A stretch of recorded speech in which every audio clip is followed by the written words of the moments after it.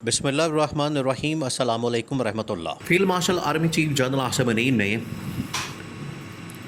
Government के सामने एक बहुत बड़ा फार्मूला रखा, एक बहुत बड़ी ऑफ़र रखी जो कि इमरान खान तक भी पहुंचा दी गई है। इमरान खान को भी ऑन बोर्ड लेने का फ़ैसला किया गया है कि मौजूदा जो सेटअप है, मौजूदा जो निज़ाम है, वो तो चलने के काबिल नहीं, वो तो रेंग रहा है और डिलीवर भी नहीं कर पा रहा। उल्टा अवाम के अंदर जो इनकी पॉपुलैरिटी का ग्राफ है, अवाम के अंदर जो इनकी अप्रूवल का ग्राफ है, वो दिन ब दिन गिरावट का शिकार है, नीचे आ रहा है।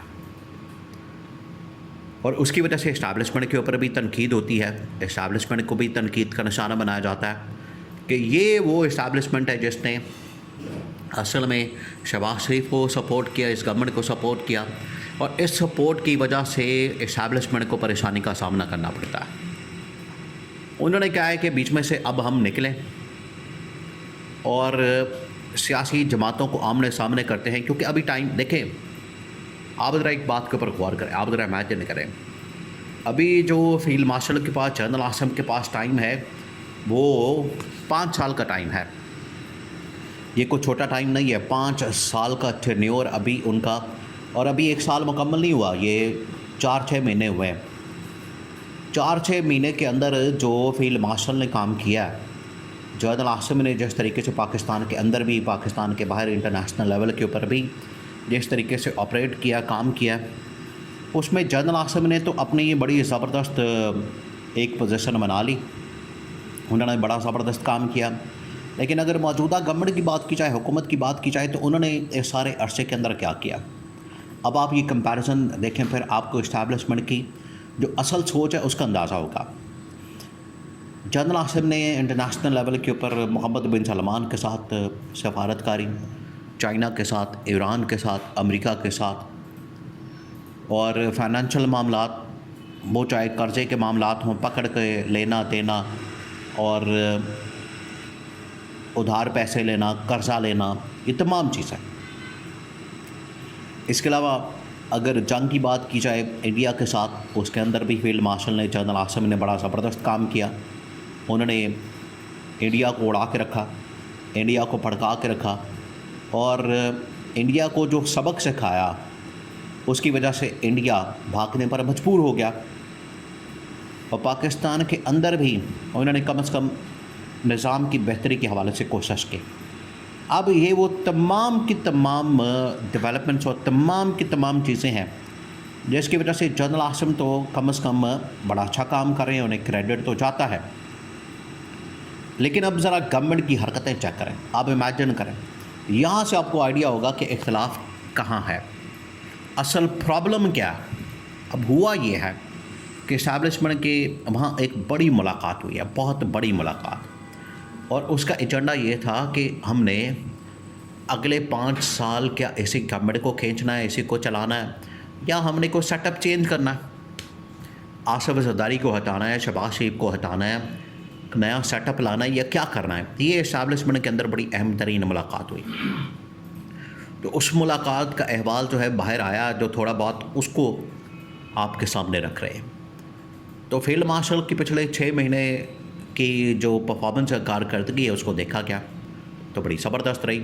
उसके अंदर तो उन्होंने बड़ा ज़बरदस्त काम किया। लेकिन जब उन्होंने मौजूदा गवर्नमेंट की परफॉर्मेंस देखी, कारकर्दगी देखी, आपके रोंगटे खड़े हो जाएंगे। आपको अंदाज़ा ही नहीं होगा कि ये इतने छोटे और कम अरसे के दौरान इस गवर्नमेंट ने जो मुल्क का हशर कर दिया, इस मुल्क के अंदर जो तबाही और बर्बादी फेरती है, वो पिछले 78-79 सालों के अंदर भी कभी इतनी ज़्यादा बर्बादी नहीं फिरी जितनी इस दौर के अंदर गवर्नमेंट के मामले के अंदर ये सामने नज़र आई है। अब हुआ क्या? हुआ ये है कि गवर्नमेंट की जब कारकर्दगी देखी गई, परफॉर्मेंस देखी गई, इंटरनेशनल लेवल के ऊपर शहबाज शरीफ नाकाम, सऊदी अरब के साथ मामलात बेहतर करने में नाकाम, यूएई के साथ मामलात बेहतर करने के अंदर नाकाम, चाइना से पाकिस्तान के अंदर इन्वेस्टमेंट, सी पैक रिवाइवल, गवादर के अंदर इन्वेस्टमेंट नाकाम, इंटरनेशनल इन्वेस्टमेंट पाकिस्तान लाने में शहबाज शरीफ की गवर्नमेंट बिल्कुल नाकाम। उल्टा यहाँ से इन्वेस्टमेंट निकल गई।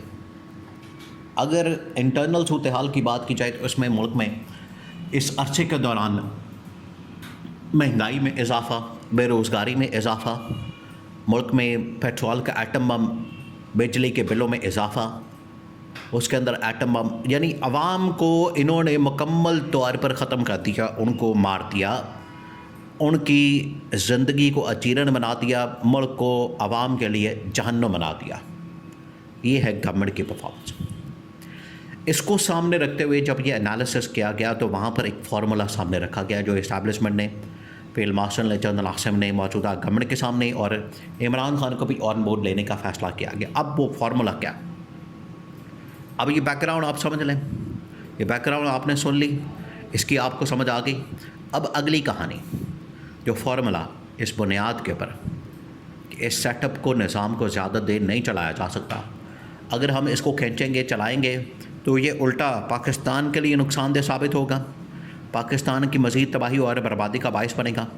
तो इससे पहले हमें कम से कम इसका बंदोबस्त करना चाहिए, इसको घर भेजना चाहिए, वरना ये हमारे भी गले पड़ जाएगा और हमारा सर्वाइवल भी मुश्किल हो जाएगा। अब फार्मूला जो दिया गया उसके अंदर 3-4 चीज़ें उन्होंने क्या है कि ये हटाने का, गिराने का, किसी को फारिग करने का, ये प्लान हम वक्ती तौर पर रोक देते, इसको होल्ड पे लगा लेते। देखिए पैरेलल अगर किसी शख्स को हटाने का, निकालने का प्लान होता है तो पैरेलल ये भी देखा जाता है कि इसका नुकसान कितना होगा, फ़ायदा कितना होगा। इसको मद्देनज़र रखते हुए फिर प्लान के ऊपर काम होता है। ये आपने बिल्कुल जहन में रखना।